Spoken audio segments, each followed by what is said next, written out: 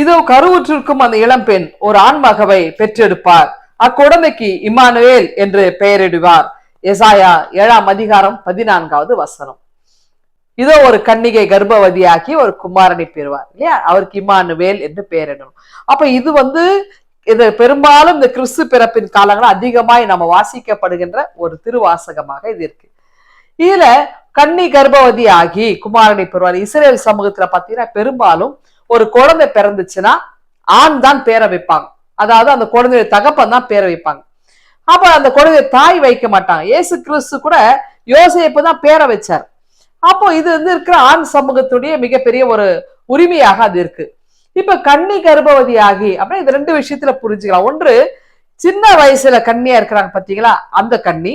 இன்னொன்று, திருமண வயதை எட்டி திருமணமாகாமல் முதிர்ந்த வயதில் இருக்கக்கூடிய கன்னியாக இருக்கிறவங்க. அப்ப ரெண்டு கேட்டகரி இருக்கிறாங்க இந்த கன்னியிலேயே. அப்போ இந்த கன்னி கர்ப்பவதியாக ஒரு குமாரனை ஒரு மகனை பெற்றெடுக்கிறாங்க, இம்மானுவேல் பேர் வைக்கிறாங்க. இது எப்படின்னாக்கா, அதாவது இது எங்க நடந்தது, இது இயேசு கிறிஸ்துவோடு பிறகு ஒப்பிடப்பட்டது. அதை நான் தெளிவா உங்களுக்கு புரியும்படியா சொல்றேன்.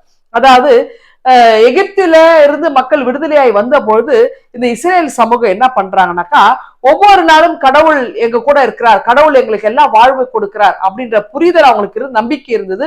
கடவுள் எங்க கூடவே இருக்கிறார், அவர் இம்மானுவேலரா இருக்கிறார் அப்படின்ற எண்ணம் ஒவ்வொரு இஸ்ரேலுக்குள்ளும் அது இருந்ததுங்க.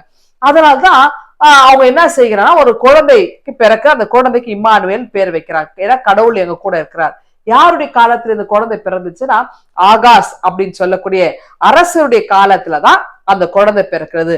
அதாவது இந்த ஆகாசனுடைய காலத்துல இருந்து பாத்தீங்கன்னா, அவருடைய அரண்மனையில அந்த பொறுத்து அநேக கன்னி பெண்கள் இருந்தாங்க. சின்ன வயசுல திருமண வயதை எட்டின பெரியவங்க தான், பெரிய பெண்கள் தான் இருந்திருக்கிறாங்க. அப்ப நிறைய பெண்கள் தான், அதுல ஒரு கன்னி பெண் தான் கருவுற்றுக்கிறாங்க. அந்த குழந்தைக்கு இம்மானுவேல் அப்படின்னு பேரை வைக்கிறாங்க. ஏன்னா கடவுள் எங்க கூட இருக்கிறார் அப்படின்னு. அப்ப இந்த குழந்தை என்ன செய்கிறதுன்னா, நல்லாட்சி புரிகிறது. அதாவது அது இஸ்ரேல் சமூகமா இருந்தாலும் சரி, சீரியாவாக இருந்தாலும் சரி, மக்களுக்கு மகிழ்ச்சியாய் இல்லாத எந்த அரசராக இருந்தாலும் எந்த அரசாட்சியாக இருந்தாலும் அது ஒழிந்து போகும் அப்படின்னு நினைச்சிட்டு மக்களை நல்ல மகிழ்ச்சியினூடே சந்தோஷமா வச்சிருந்த ஒரு காலகட்டத்துலதான் இந்த இம்மானுவேல் இருந்தார்.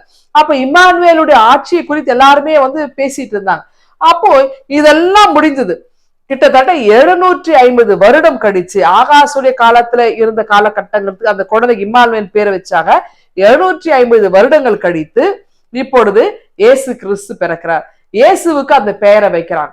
அப்ப இயேசுவுக்கு பெயர் வச்சு அப்ப யோசிக்கிறாங்க, அங்கே ஆகாசுடைய அரண்மனையில இருந்த கன்னி பெண்ணு ஒருவருக்கு குழந்தை பேர் இம்மானுவேல். அப்ப இங்கேயும் மரியா கன்னியாக இருக்கிறார், அவருடைய வயிற்றிலும் ஒரு மகன் பிறக்கிறார் அப்படின்னாக்கா, அப்ப அதை அவர்கள் ஒப்பிட்டு பார்த்தாங்க. அந்த இம்மானுவேலை இயேசுவினுடைய பிறப்போடு ஒப்பிட்டு பார்த்தாங்க. அங்கே கடவுள் நம்மோடு இருக்கிறார் அப்படின்ற பொருள் போடும்படியா வச்சாங்க.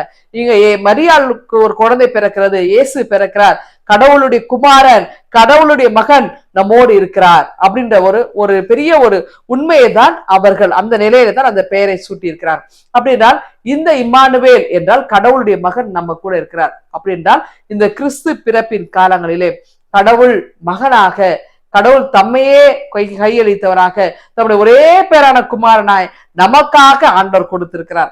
அப்படி என்றால் இந்த என்றென்றும் நம்மோடு இம்மானுவேலராய் என்றென்றும் நம்மோடு அவர் ஆட்சி செய்யவே, மக்களை நல்வழிப்படுத்த, மகிழ்ச்சியினுடைய நடத்தவே ஆண்டவர் இயேசு பிறந்திருக்கிறார். அப்படி என்றால் மகிழ்ச்சிக்காகவே, மக்கள் சந்தோஷமா வாழ்வதற்காகவே ஆண்டவர் அத்தனை துன்பத்தை அவர் ஏற்றுக்கொண்டார் அல்லவா?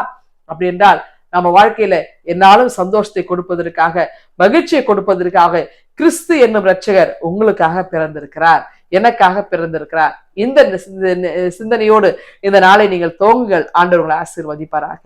ஆமேன். எங்கள் அன்பின் ஆண்டவரே, எங்களை மீட்பதற்காக நீர் இம்மானுவேலராய் பிறந்திருக்கிறீர். உங்களுடைய மீட்பின் அனுபவத்தை நாங்கள் ஒவ்வொரு நாளும் நாங்கள் கண்ணுணர எங்கள் கிருபை தாரும். மீட்பரை ஜெபிக்கிறோம் எங்கள் அன்பின் கடவுளே. ஆமென்.